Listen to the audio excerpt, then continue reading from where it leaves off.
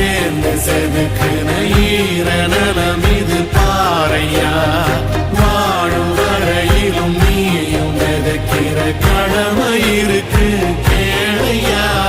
கோடி விளக்காயேந்தி கிடந்த வீடு இருண்டது ஏனையா.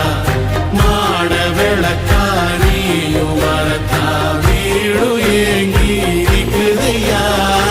எத்தனை சாமி வந்ததையா, இது எந்தெந்த சாமி தந்ததையா.